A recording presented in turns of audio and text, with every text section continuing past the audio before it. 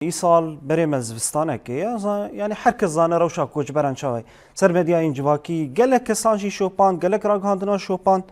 yani em bêjin îsal ji berî rêveberiya xweser tu alîkarî van koçberan bûne têkiliye we van rêxistinên mirovî re hene.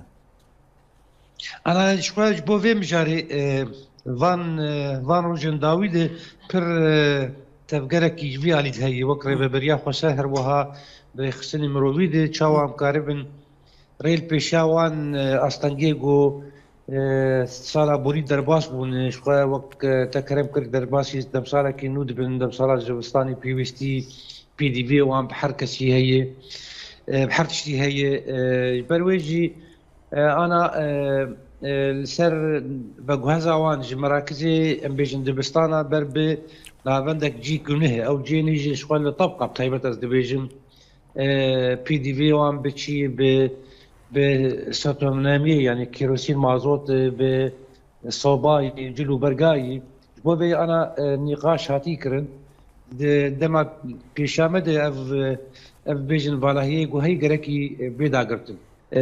مجارين تندرستيش و يعني آليكاري قلتن أمي وقت نخوش خنا قشتي قل الطبقة يعني أم دستكي ويبكن جبو قاربن خلكي ما خلكي هري مجهر كوش برجي سوليجي ورا بقرن بويرنجي يعني أنا تشتيقو في ويسبه وقابل في علي بيرابط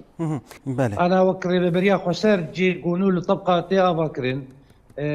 او سيستما كونا سيستما يعني جداي جبان